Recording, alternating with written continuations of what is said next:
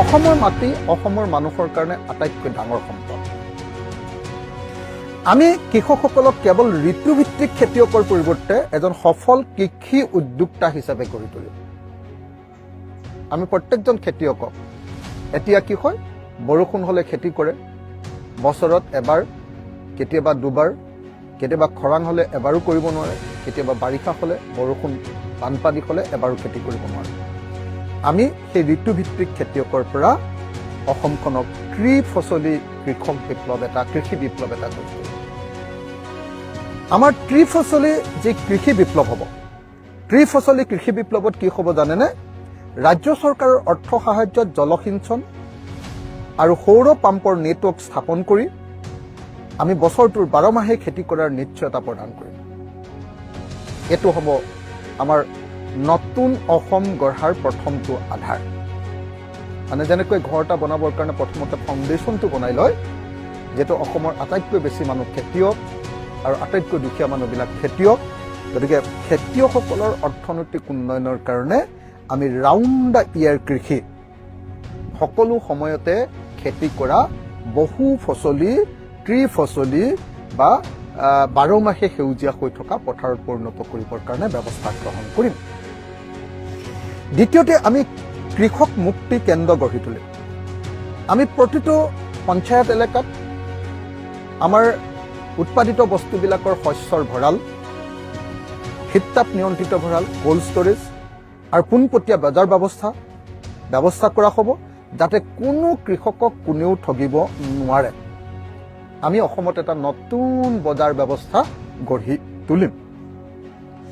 তাৰ পাছত আমি কিছুমান সাৰ্বভৌম জৈৱিক এলেকা গঢ়ি তুলিম। অসমখনক বহুত এলেকাত কোৱা হয় যে অসমৰ খেতিয়কসকল বাই ডিফল্ট অৰ্গেনিক। অসমৰ বহু এলেকা আছে য'ত এতিয়াও কোনোদিন ৰাসায়নিক সাৰ প্ৰয়োগ নকৰে। ৰাসায়নিক সাৰ প্ৰয়োগ নকৰিলে উৎপাদন বৃদ্ধি নহয়, কিন্তু এনেকুৱা কিছুমান জাগা আছে যিবিলাকত এতিয়াও সাৰ প্ৰয়োগ কৰা হোৱা নাই, কিন্তু সেইবিলাক অঞ্চল জৈৱিক অঞ্চল ৰূপে যদি আমি গঢ়ি তুলিব পাৰোঁ, তেতিয়াহ'লে তাৰ বস্তুৰ দামো সাংঘাতিক ধৰণে আমি আন্তঃৰাষ্ট্ৰীয় পৰ্যায়ত দাম পাব পাৰোঁ। সেইকাৰণে জৈৱিক সাৰ্বভৌমত্ব গঢ়ি তুলিবৰ কাৰণে অসমৰ কিছুমান বিশেষ অঞ্চলক 100% জৈৱিক এলেকা ৰূপে গঢ়ি তুলি আন্তঃৰাষ্ট্ৰীয় বজাৰত অসমৰ কৃষি সামগ্ৰীৰ চাহিদা বৃদ্ধি কৰা হ'ব। যেনেকৈ আমাৰ জহা ধানৰ, যেনেকৈ আমাৰ ভোট জলকীয়াৰ, যেনেকৈ আমাৰ আদা খেতিৰ বহুত এনেকুৱা ধৰণৰ জৈৱিক এলেকা গঢ়ি তুলি আমি অসমত এটা নতুন যুগৰ সূচনা কৰিম। আমাৰ যেনেকৈ ধৰক আপোনাৰ বাও ধান, অসমৰ আমাৰ ক'লা জহা, এইবিলাক ধৰণৰ যিবিলাক আছে। ন্যূনতম সমৰ্থন মূল্য, আমি অসমৰ 20 বিধ থলুৱা সামগ্ৰীৰ ওপৰত, ধানকে ধৰি 20 বিধ থলুৱা শস্যৰ ওপৰত চৰকাৰীভাৱে ন্যূনতম সমৰ্থন মূল্য ঘোষণা কৰিম, যাতে অসমৰ প্ৰত্যেকজন উৎপাদন কৰা খেতিয়কে উৎপাদিত বস্তুবিলাকৰ প্ৰকৃত দাম পায়। তাৰ ভিতৰত ক্ষুদ্ৰ চাহ খেতিয়কৰ চাহপাতটো থাকিব, তাৰ ভিতৰত ক্ষুদ্ৰ চাহ খেতিয়কৰ চাহপাতটো আৰু নামনি অসম আৰু পাহাৰ এলেকাবিলাকত কৰা যি ৰবৰ খেতি আছে তাকো থাকিব। এতিয়া আমাৰ অৰ্থনৈতিক আমাৰ ভেটিটো কেনেকুৱা হয়? মই যিবিলাক কথা কৈ আছোঁ, এইটো আমি নতুনকৈ কোৱা কথা নহয়, এইবোৰ হ'ল আমাৰ ভিজন। এইবোৰ আমি 2021 চনতে কিতাপ আকাৰে লিখি এইবিলাক প্ৰকাশ কৰিছোঁ, কিন্তু মানুহে এনেকুৱা ধৰণৰ গঠনমূলক কথাবিলাক ইমান গুৰুত্ব নিদিয়ে। মানুহে কেৱল সস্তীয়া, বিতৰ্কমূলক, সমালোচনাত্মক কথাবিলাকতহে বেছিকৈ গুৰুত্ব প্ৰদান কৰা দেখা যায়। সেইকাৰণে প্ৰথম দিনটোত মই আমাৰ অসমৰ, নতুন অসমৰ সপোনখনৰ বিষয়ে, নতুন অসমৰ আৰ্হিটোৰ বিষয়ে আপোনালোকক জনাই আছোঁ। মই আপোনালোকক অৰ্থনৈতিক ক্ষেত্ৰৰ বিপ্লৱ কেনেকৈ কৰিম বুলি কৈছোঁ। ক্ষুদ্ৰ উদ্যোগ হ'ব আমাৰ উন্নতিৰ মূল চাবিকাঠি। আমি বৃহৎ পুঁজিপতিৰ পৰিৱৰ্তে গাঁৱৰ মানুহৰ হাতত অৰ্থনীতিৰ বাকজৰি তুলি দিয়াত বিশ্বাস কৰোঁ। গাঁৱৰ মানুহ, নগৰৰ আপোনাৰ বস্তি এলেকাৰ মানুহ, আপোনাৰ চাহ বাগানৰ লাইনৰ এলেকাৰ মানুহ আৰু চৰ চাপৰি, মিচিং অঞ্চলৰ চৰ চাপৰিৰ পৰা মুছলমান অঞ্চলৰ চাৰ চাপৰিলৈকে সেই গোটেই অঞ্চলৰ মানুহৰ হাতত, সাধাৰণ মানুহৰ হাতত, পুঁজিপতিৰ হাতত নহয়, আদানী বা আম্বানীৰ হাতত নহয়, অৰ্থনৈতিক বাকজৰিডাল তুলি দিয়াত আমি বিশ্বাস কৰোঁ। তাৰ কাৰণে আমি কি কৰিম? তাৰ কাৰণে আমি প্ৰতিখন গাঁও আৰু বস্তি এলেকাত একোটা উদ্যোগ গঢ়ি তুলিম। সেই উদ্যোগবিলাকৰ ভিতৰত কেতিয়াবা আগৰ কাঠ অৰ্থাৎ হাঁচি গছৰ উদ্যোগ হ'ব পাৰে, মুগাৰ পাতৰ উদ্যোগ হ'ব পাৰে, বাঁহৰ বা বেতৰ উদ্যোগ হ'ব পাৰে, ভীমকলৰ পৰা বেবী ফুড তৈয়াৰ কৰাৰ উদ্যোগ হ'ব পাৰে, কঁঠালৰ পৰা বেবী ফুড তৈয়াৰ কৰাৰ উদ্যোগ হ'ব পাৰে, বিলাহীৰ পৰা চচ বা জেলি তৈয়াৰ কৰাৰ উদ্যোগ হ'ব পাৰে। মুঠতে এনেকে ধৰণে বা আমাৰ আমলখি বা আমাৰ জলফাইৰ পৰা আচাৰ তৈয়াৰ কৰাৰ উদ্যোগ হ'ব পাৰে, আমাৰ কৰ্দৈৰ পৰা নতুন জুচ তৈয়াৰ কৰাৰ উদ্যোগ হ'ব পাৰে। এনেকে আমি প্ৰতিখন গাঁও আৰু বস্তি এলেকাত এটা এটা সৰু সৰু ক্ষুদ্ৰ উদ্যোগ প্ৰতিষ্ঠা কৰি এজনো মানুহ যাতে নিবনুৱা হৈ নাথাকে তাৰ কাৰণে ব্যৱস্থা কৰিম। আৰু বেংগলোৰ, চেন্নাই, গুজৰাট বা কেৰেলালৈ অকল হাজিৰা কৰিবলৈ যোৱা মানুহ, চিকিউৰিটি গাৰ্ড কৰিবলৈ যোৱা মানুহ, তেওঁলোকক যাতে অসমলৈ ঘূৰাই আনিব পাৰোঁ তাৰ ব্যৱস্থা গ্ৰহণ কৰিম। সম্পূৰ্ণ সংস্থাপনৰ নিশ্চয়তা, ক্ষুদ্ৰ উদ্যোগৰ নেটৱৰ্কৰ জৰিয়তে প্ৰতিটো পৰিয়ালৰ খেতিক বাদ দি বাকী যিখিনি মানুহ ফ্ৰী হৈ থাকিব, প্ৰত্যেকজন মানুহৰ বাবে সন্মানীয় কৰ্মসংস্থাপন নিশ্চিত কৰা হ'ব। এখন গাঁৱত যেতিয়া এটা সৰু ক্ষুদ্ৰ উদ্যোগ কৰিম, ক্ষুদ্ৰ উদ্যোগটোৰ 50জন মানুহক যদি সংস্থাপিত কৰিব পাৰোঁ, তেনেকুৱা 4টা ক্ষুদ্ৰ উদ্যোগ প্ৰতিষ্ঠা কৰি দিলে আমি গাঁওখনৰ নিবনুৱা 100% নাইকিয়া কৰি দিব পাৰিম। এই কামটো প্ৰযুক্তি আমাৰ চৰকাৰৰ পৰা দিয়া হ'ব, শ্ৰম গাঁৱৰ মানুহে যোগান ধৰিব আৰু ইনফ্ৰাষ্ট্ৰাকচাৰো গাঁৱৰ মানুহে যোগান ধৰিব। গাঁৱৰ হলটো যদি দি দিয়ে বা পৰি থকা ঘৰ এটা যদি দি দিয়ে, তাতেই ইণ্ডাষ্ট্ৰিটো আৰম্ভ কৰিম। আৰু পেকেজিঙৰ কাৰণে আমি ইণ্ডাষ্ট্ৰি আকৌ দিম আৰু তাৰ পৰা গৈ আমি আন্তঃৰাষ্ট্ৰীয় বজাৰ দখল কৰিম। অসমত ষ্টাৰ্টআপ ফাৰ্ম অকল যে আমি হেৰি কৰিম এনেকুৱা নহয়, যে চৰকাৰী উদ্যোগ ক্ষুদ্ৰ উদ্যোগ প্ৰতিষ্ঠা কৰিম এনেকুৱা নহয়।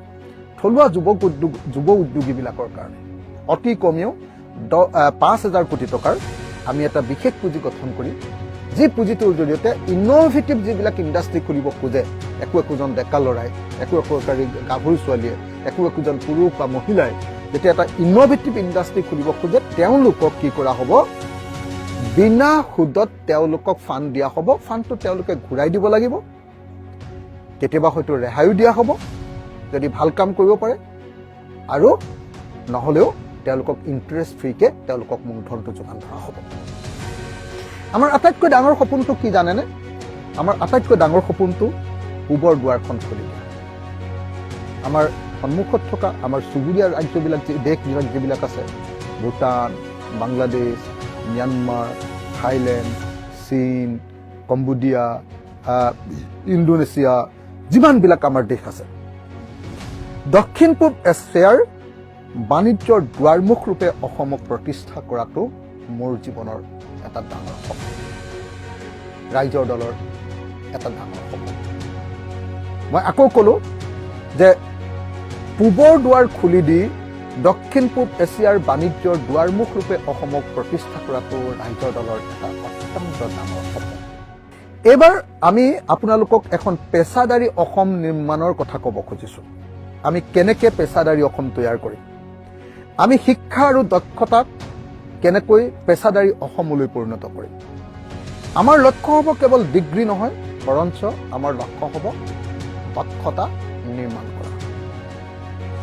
চৰকাৰী দক্ষতা বিকাশ আঁচনি তৈয়াৰ কৰি অসম দক্ষতা অভিযানৰ জৰিয়তে ৰবটিক, ডিজিটেল সেৱা আৰু বহনক্ষম ইঞ্জিনিয়াৰিং আদিৰ আধুনিক প্ৰশিক্ষণৰ ৰাজ্য চৰকাৰৰ খৰচত প্ৰদান কৰি প্ৰতিজন যুৱক যুৱতীকে আমি কি কৰিম, প্ৰতিজন পুৰুষ মহিলাকে আমি দক্ষ এজন মানুহৰূপে গঢ়ি তুলিম। আমাৰ অসমৰ আটাইতকৈ ডাঙৰ প্ৰব্লেমটোৱে হ'ল নন প্ৰফেচনেলিজিম। আমি খেতি কৰোঁ বাৰিষাৰ বৰষুণৰ ওপৰত নিৰ্ভৰ কৰি, আমি খেতি কৰোঁ ভেকুলীৰ বিয়া পাতি, আমি খেতি কৰোঁ কেঁকুৰা এতিয়াও নাঙলেৰে, আমি খেতি কৰোঁ আমি পথাৰখন ভালকৈ নাচাওঁ। কিন্তু সেইকাৰণে আমাৰ কি হৈছে, আজিৰ দিনটোত আমাৰ 1 হেক্টৰ মাটিত যেতিয়া ধান খেতি উৎপাদন কৰোঁ 7.5 বিঘাত, আমাৰ 22 কুইণ্টেল ধান উৎপাদন হয়। অথচ সেই একেখিনি সময়তে পাঞ্জাৱত 44 কুইণ্টেল, দুগুণতকৈ অলপ বেছি, 44 কুইণ্টেলতকৈ অলপ বেছি, মানে 44 কুইণ্টেল ধান 1 হেক্টৰ মাটিত উৎপাদন হয়। আমি সেই দক্ষতাটো বিকাশ কৰিম। অসমৰ প্ৰত্যেকজন মানুহক খেতিত দক্ষতা ধৰক কোনোবা এগৰাকী মানুহে আনৰ ঘৰত কাম কৰে কাম কৰা মহিলাগৰাকীক আমি কি কৰিম জানেনে কাম কৰা মহিলাগৰাকীক আমি কেনেকৈ ঘৰ চাফা কৰিব লাগে তাৰ সুন্দৰ ট্ৰেইনিং দিম তেওঁ কেনেকৈ চাফ চিকুণ হৈ মানুহৰ ঘৰলৈ যাব লাগে আমি তাৰ ট্ৰেইনিং দিম আমি তেওঁ কেনেকৈ খুব ভালকৈ ৰান্ধিব লাগে কণ্টিনেণ্টেল কেনেকৈ ৰান্ধিব লাগে চাইনিজ কেনেকৈ ৰান্ধিব লাগে সাউথ ইণ্ডিয়ান কেনেকৈ ৰান্ধিব লাগে আৰু অসমীয়া লোকেল খাদ্য ইণ্ডিজিনিয়াছ খাদ্য আৰু জনজাতি খাদ্য কেনেকৈ ৰান্ধিব লাগে তাৰো অলপ অলপ ট্ৰেইনিং দিম যাতে আজি যিগৰাকী মহিলাই এঘৰ মানুহত কাম কৰি 4,000 টকা দৰমহা পাইছে সেইগৰাকী মহিলাই অতি কমেও 16,000 টকাৰ যাতে দৰমহা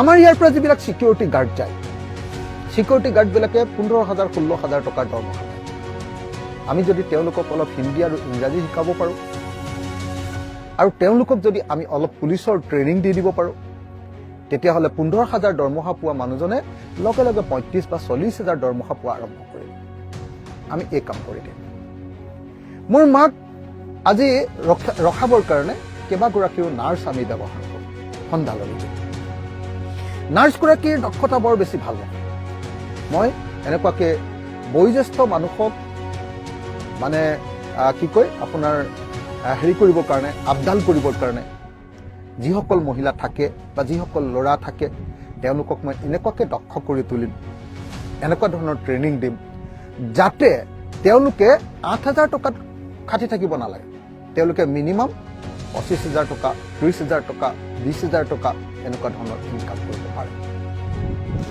গতিকে আমি এটা পেছাদাৰিত্ব হ'ব আমাৰ চৰকাৰখনৰ আমি যদি কেতিয়াবা ক্ষমতা দখল কৰিব পাৰোঁ আমাৰ লক্ষ্য হ'ল পেছাদাৰিত্ব আমি প্ৰশাসনতো পেছাদাৰিত্ব আনিব খোজোঁ APSCৰ আমি সংস্কাৰ কৰিব খোজোঁ আৰু সকলো চৰকাৰী নিযুক্তি প্ৰক্ৰিয়া সম্পূৰ্ণ স্বচ্ছ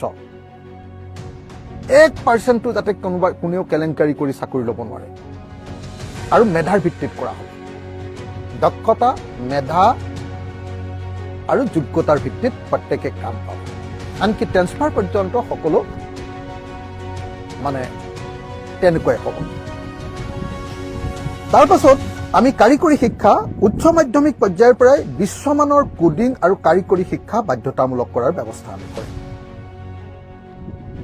তেতিয়াহ'লে মই আপোনালোকক আকৌ ক'লো যে পেছাদাৰী অসম নিৰ্মাণৰ আমাৰ যি সপোন সেই পেছাদাৰী অসম নিৰ্মাণত আমি কি গুৰুত্ব দিম আমি পেছাদাৰী অসম নিৰ্মাণত দক্ষতাক আটাইতকৈ গুৰুত্ব দিম পেছাদাৰিত্বক আমি আটাইতকৈ গুৰুত্ব দিম আৰু সেৱা খণ্ড বৈপ্লৱিক পৰিৱৰ্তন সাধন কৰিম সেৱা আৰু আতিথ্য এইটোত অতি গুৰুত্ব প্ৰদান কৰি অসমৰ মানুহৰ সুসাংস্কৃতিক আচাৰ আচৰণ আমাৰ আতিথ্য আমাৰ ট্ৰাইবেলিটি জনজাতিৰ সৰলতা এইটো মানে অসমৰ মহিলা ছোৱালী এজনীৰ বা ট্ৰাইবেল ছোৱালী এজনীৰ মানে নাৰ্ছ হ'লে মানুহে যিমান ভাল পায় ই সৰলতাৰে সৈতে তেওঁ ট্ৰিটমেণ্টটো কৰে লগত যদি দক্ষতাটো আমি বিকাশ কৰি দিব পাৰোঁ তেতিয়াহ'লে আমি জাপানেই হওক জাৰ্মানীয়ে হওক আমেৰিকাই হওক ফ্ৰান্সতে হওক য'লৈকে হওক আমাৰ ইয়াৰ পৰা মানুহ পঠিয়াব পাৰিম কিন্তু হাজিৰা কৰা মানুহ নহয় আনকি টেক্সি ড্ৰাইভাৰো যদি পঠিয়াওঁ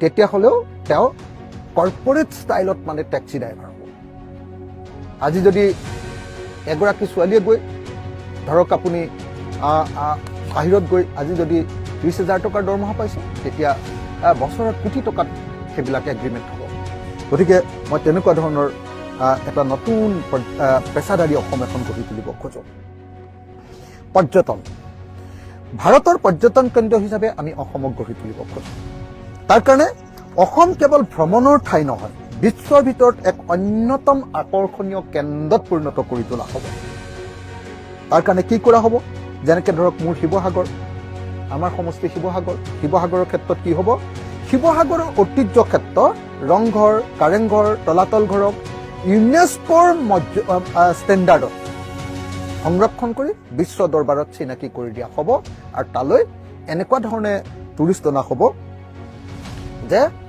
আপোনাৰ পৰ্যটনটোৱে আটাইতকৈ ডাঙৰ অসমৰ ইণ্ডাষ্ট্ৰীত পৰিণত হ'ব ব্ৰহ্মপুত্ৰৰ ৰিভাৰ ক্ৰুইজ ব্ৰহ্মপুত্ৰৰ পাৰৰ পৰিৱেশ তন্ত্ৰ নষ্ট নকৰাকৈ বিশ্বমানৰ ৰিভাৰ টুৰিজিম আমি গঢ়ি তুলিম বোলে মানুহজনে আহি প্ৰথমতে বোলে নহয় এই আপোনাৰ গোৱালপাৰাৰ হেৰি দলঙতে প্ৰথম বোলে হেৰিয়াত উঠিলে, কি কয়, ক্ৰুজত উঠিলে। ক্ৰুজত উঠাৰ আগে আগে গোৱালপাৰাৰ ৰাভা মানুহবিলাকৰ নৃত্যটো দেখুৱাম, ৰাভা মানুহবিলাকৰ খাদ্যটো খুৱাম, গাৰো মানুহবিলাকৰ নৃত্যটো দেখুৱাম, গাৰো মানুহবিলাকৰ খাদ্যটো খুৱাম। তাৰ পাছত মুছলিম মানুহ আছে, তাত মুছলিম মানুহৰো তেওঁলোকৰ খাদ্যৰ অভ্যাসটো দেখুৱাম। কোচ ৰাজবংশী মানুহ আছে, কোচ ৰাজবংশী মানুহ। তাৰপাছত তাৰ পৰা আহি থাকিম লাহে লাহে বঙাইগাঁও, তাৰপাছত আহিলোঁ আমাৰ একদম ধৰক আপোনাৰ শুৱালকুছি পালোঁ। শুৱালকুছিৰ পৰা শুৱালকুছিত আকৌ কি দেখুৱাম আপোনালোকক ক'বই নালাগে। শুৱালকুছিত সেইখিনি দেখুওৱাৰ পাছত আমাৰ পাট মুগাৰ শিল্প দেখুওৱাৰ পাছত তাৰপাছত হাজোৰ হেৰিটোও দেখুৱাব পাৰিম। তাৰপিছত গুৱাহাটী আহিলোঁ। গুৱাহাটীত আমাৰ কামাখ্যা মন্দিৰকে ধৰি অসমৰ বিহু চিহুবিলাক, বিহু তাত নেদেখুৱালোঁ হয়, বেলেগ বেলেগ বস্তু দেখুৱালোঁ আমি তাত। তাৰপাছত যেতিয়া কলিয়াবৰৰ আমাৰ পাণ্ডুঘাট কি কয়, এইটো কি ঘাট বুলি কয়, সেইটো ঘাট পাম। সেই কলিয়াবৰৰ কি কয়, এইটো আমাৰ শিলঘাট পাম। শিলঘাট তেতিয়া শিলঘাট পোৱাৰ লগে লগে বিহু আৰম্ভ হ'ব, তিৱা সংস্কৃতি আৰম্ভ হ'ব। কলিয়াবৰৰ পৰা বিহু আপোনালোকে জানি উজনি অসমৰ বিহুৰ কেনেকুৱা ধৰণৰ এটা হেৰি আছে। তো সেই গোটেই বস্তুখিনি আমি এনেকৈ আৰম্ভ কৰিম। গ্ৰাম্য হোমষ্টে, অতি কমেও 1 লাখ থলুৱা পৰিয়ালক নিজৰ ঘৰতে পৰ্যটক ৰাখিব পৰাকৈ অতিথি মেলা আঁচনিৰ অধীনত আৰ্থিক সাহায্য প্ৰদান কৰা হ'ব। জাতি মাতৃ ভেটিৰ সুৰক্ষাৰ যিটো কথা, সেইটোত আমি কি আহিছোঁ, ষষ্ঠ অনুসূচী ৰূপায়ণ। মানে আমি এই ক্ষেত্ৰত আপোনালোকক এইকেইটা কথা ক'ব খুজিছোঁ। এইটো ক্ষেত্ৰত আমাৰ প্ৰথম কথাটো হ'ল একদম আটাইতকৈ পলিটিকেল যিকেইটা মেইন কথা, সেই কথাকেইটা এবাৰ কৈ ল'ব খুজিছোঁ। 1, ষষ্ঠ অনুসূচী অঞ্চলৰ বিকাশ, সকলো সাংবিধানিক ক্ষমতা প্ৰদান। মইতো ভাবোঁ যে সমান মন্ত্ৰীসভা, দিছপুৰত যেনেকুৱা মন্ত্ৰীসভা আছে, আমাৰ ডিফুতো তেনেকুৱা মন্ত্ৰীসভা, আমাৰ হাফলঙতো তেনেকুৱা মন্ত্ৰীসভা, আৰু আমাৰ কোকৰাঝাৰতো তেনেকুৱা শক্তিশালী, একেই শক্তিশালী মন্ত্ৰীসভা আৰু বিধানসভা। এইটো তেনেকুৱা ধৰণৰ বিকাশৰ কথা আমি চিন্তা কৰোঁ। ভৈয়াম জনজাতিৰ স্বায়ত্তশাসন ব্যৱস্থা, এতিয়ালৈকে কেৱল এখন আইনৰ দ্বাৰা স্বায়ত্তশাসন দিয়া হৈছে মিচিংসকলক, তিৱাসকলক, ৰাভাসকলক। তো তেওঁলোকৰ কাৰণে সংবিধান প্ৰদত্ত স্বায়ত্তশাসনৰ ব্যৱস্থা। এইটো বিজেপিয়েও তেওঁলোকক কৈছিলে, কিন্তু নকৰিলে। শেহতীয়াকৈ এতিয়া এনেই তেল মাৰিবৰ কাৰণে এনেই দিল্লীত আপোনাৰ অমিত শ্বাহৰ লগত মিটিং এখন কৰি এনেই টুপি এটা পিন্ধাই থৈ দিলে। 6 জনগোষ্ঠীৰ জনজাতিকৰণ, এইটো অসমীয়া জাতিৰ ভৱিষ্যতৰ কাৰণে, খিলঞ্জীয়া মানুহৰ কাৰণে, অসমক জনজাতি ৰাজ্যৰূপে বিকশিত কৰাৰ কাৰণে 6 জনগোষ্ঠীৰ জনজাতিকৰণ, কলিতা, নাথ, যোগী, মদাহী জনগোষ্ঠীক জনজাতিকৰণ, আৰু অসমৰ খিলঞ্জীয়া মুছলমান মানুহবিলাকৰ প্ৰতি এক বিশেষ ধৰণৰ সংৰক্ষণৰ ব্যৱস্থা, এইটো এটা ৰাখা দৰকাৰ।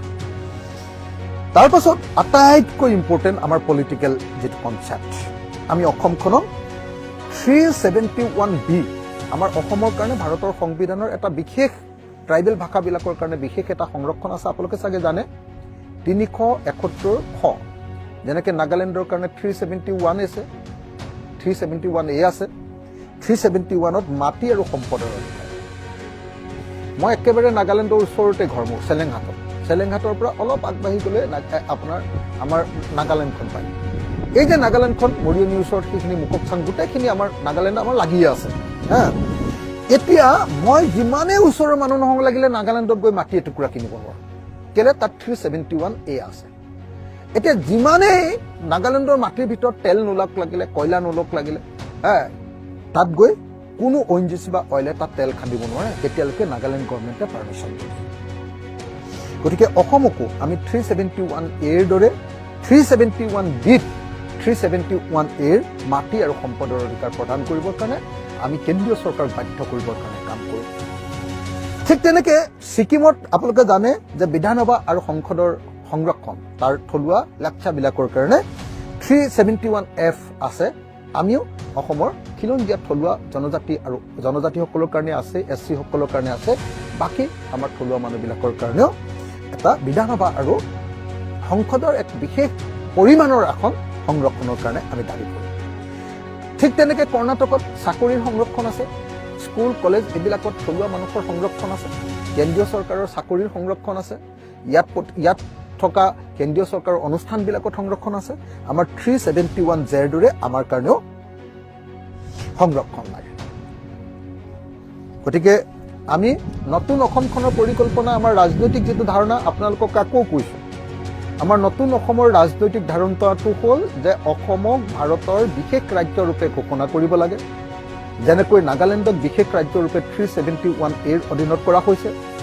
আমাক 371Bৰ ভিতৰতে 371A দিব লাগে, 371F দিব লাগে আৰু 371J দিব লাগে।